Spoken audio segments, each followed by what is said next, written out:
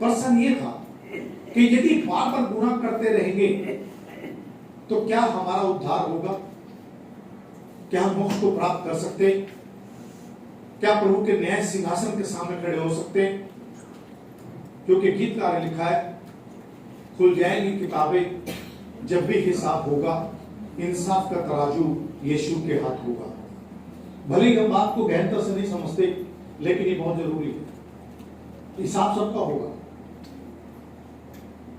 और ये नहीं कि आज हम बहुत अच्छे, अच्छा स्वास्थ्य है हमारा, अच्छा खूबसूरत है, हम कोई बीमारी हमारे पास नहीं है, बहुत बढ़िया है, लेकिन हमें नहीं मालूम अगला पल हमारे जीवन का कौन सा समय लेकर आएगा, अगला पल हमारे लिए कैसा होगा, दुख का होगा या सुख का होगा। इसे सब कुछ समझाया जाता है कि एक जैसा जीवन कभी नहीं रहता, समय भी जैसा नहीं रहता, स्थिति भी जैसी कभी नहीं रहती। तो प्रभु यीशु ने बार बार समझाया कि तुम इस गुनाह से बाज आ जाओ, लेकिन लोग नहीं माने।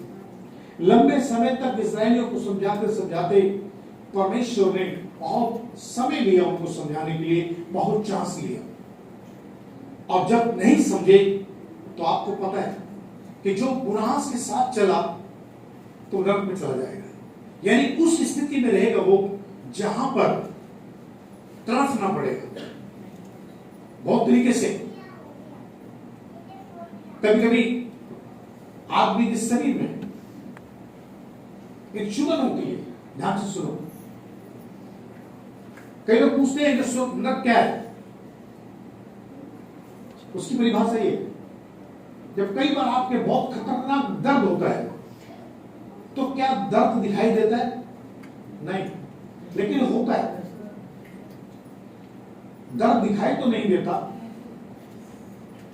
चुभन दिखाई तो नहीं देती। कभी कभी आपके शरीर में पूरे में आग लगी रहती है, आपका शरीर बिल्कुल गर्म हो जाता, आग जैसा। नरक भी हुई। जो आत्माएं हैं वो चिल्लाएंगी, बुरा हाल होगा उसका, लेकिन प्रभु नहीं चाहता, क्योंकि परमेश्वर को मालूम है ये होगा, इसलिए वो समझाना चाहता है, मेरे बच्चों, मेरी बेटी, मेरे बेटो, तुम गुनाह से बाज आ जाओ, मान जाओ, अभी भी समय है।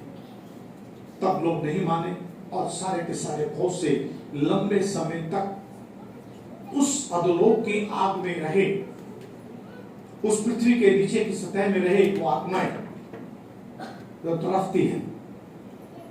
लेकिन फिर भी शास्त्र में लिखा है हमारा परमेश्वर दयालु है, विलंब से क्रोध करने वाला, करुणा निधान परमेश्वर है, वो दुख देकर पछताने वाला परमेश्वर है। हम उस प्रभु यीशु की संतान हैं, इसलिए उसने क्या किया, जो याजक बार बार लहू लेकर मंदिर में जाते थे, मैंने कहा किसी और चीज का पश्चाताप के लिए, लेकिन उस लहू से लोगों को मुक्ति नहीं मिलती। आप और हम जब प्रभु को नहीं जानते थे तो हमारी विधि अलग थी, हमारे तरीके अलग थे। हम हर वर्ष के डुबकी मारते थे, हर वर्ष के प्रसाद चढ़ाते थे, हर वक्त किसी का नाम लेकर लंगर देते थे, मान्यता मांगते थे कि तू मुझे ये दे दे तो मैं तेरा ये कर दूंगा, अपने आप को समझाते थे।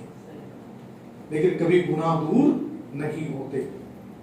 अगर हलवा देने से, केले संतरे देने से या अगरबत्ती लगाने से गुनाह दूर हो सकता है, तो मैं कहता हूं दुनिया में सबसे ज्यादा महंगे केले संतरे हो जाएंगे, दुनिया में सबसे महंगी अगरबत्ती हो जाएगी, दुनिया में सबसे महंगा वो जगह हो जाएगी जहां जल बहता है, नदियां बहती है, जहां से लोग कहते हैं मुझे मोक्ष मिल जाएगा। नहीं, ये सब तो सोचने की बात है। परमेश्वर का वचन कहता है उसने एक ही बार अपना लहू बहा दिया, उसे क्या जरूरत थी कुर्बानी देने की?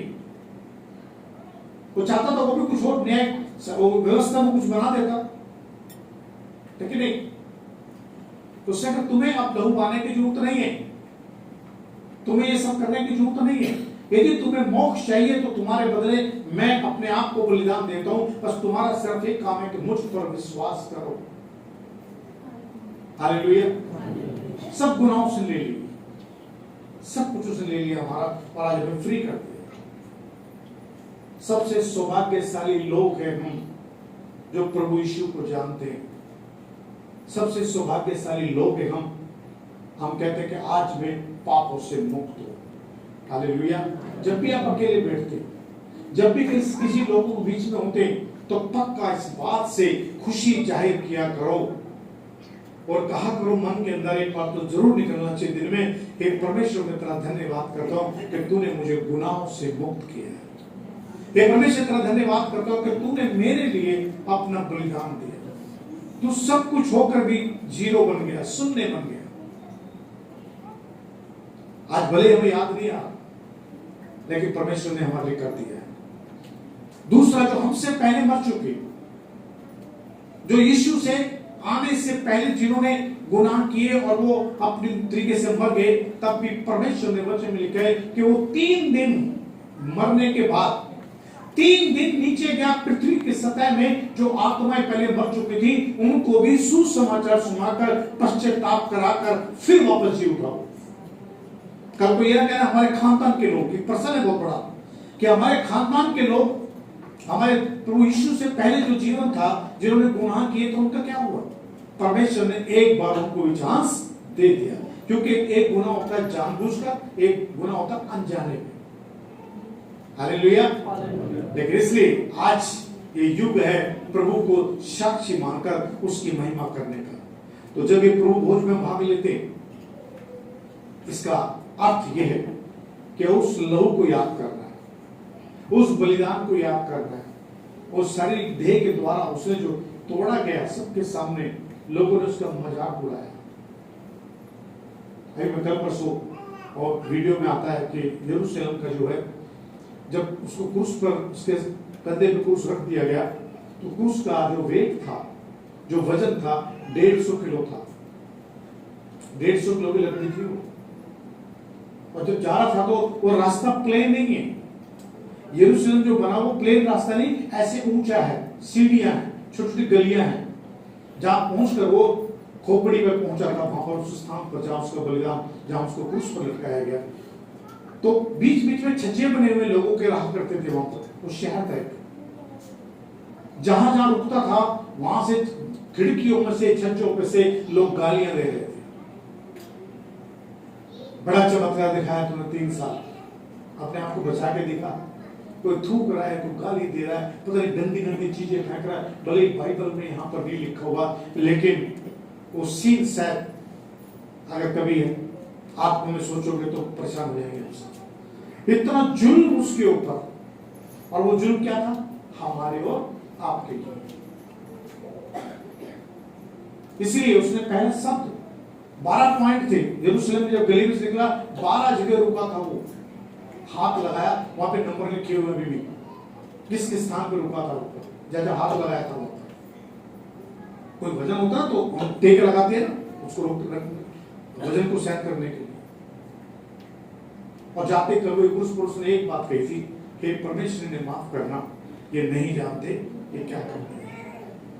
एनीवे, आप खुशी से बात किए कि जब हम प्रभु भोज में भाग लेते हैं तो इसलिए हमें खुशी से भाग लेना चाहिए, और इसको लेने के बाद ये भी याद रहना चाहिए कि परमेश्वर ने मेरे लिए अपना बलिदान दे दिया। तो जब इस भाग लेते तो उसके नियम है। नियम इसका क्या है? यदि आपने अपना जीवन प्रभु को दिया और ये भीतर से स्वीकार किया कि परमेश्वर मेरा मोक्षदाता है, परमेश्वर मेरा मुक्तिदाता है, नंबर 1। दूसरा कि जिसने परमेश्वर की आज्ञा को माना है, बपतिस्मा लिया है, उसे इसमें भाग लेना चाहिए। और अगर आपने बपतिस्मा नहीं लिया, तैयार कीजिए अपने आप, कोई बड़ी बात नहीं। क्योंकि वर्दी पहनने के लिए, एक व्यवस्था में चलने के लिए, परमेश्वर की बनाई हुई आज्ञा में तो सारे चीजों की जरूरत पड़ती है जो प्रभु ने आज्ञा दी है। इसलिए हम जब इसमें भाग लेते हैं तो याद करते हैं कि हम उसके लहू को पीते हैं। दाखरस क्या है? एक लहू की वाचा है। ये रोटी क्या है? देह की वाचा है। तो प्रभु चाहता है हम इसमें भाग लें और उसको हम में समा जाए और हम उसमें समा जाए। हालेलुया। आइए प्रार्थना करेंगे। Lord thank you Jesus. Hallelujah. राबाशिक के रे देरवा दिस पूरी हमारा दस्ते पवित्र आत्मा, पवित्र आत्मा, पवित्र आत्मा, पवित्र आत्मा रे बारात शिवे अपने मन में प्रार्थना कीजिए। देरे भी मीनो रोकिया दास्ता तारा दिस्ते। हे परमेश्वर तेरा अनुग्रह रहम है। हे परमेश्वर जीवन तेरा है। परमेश्वर, हे परमेश्वर शुक्रिया अदा करते हैं परमेश्वर के दास दासियों को आपने चुना है।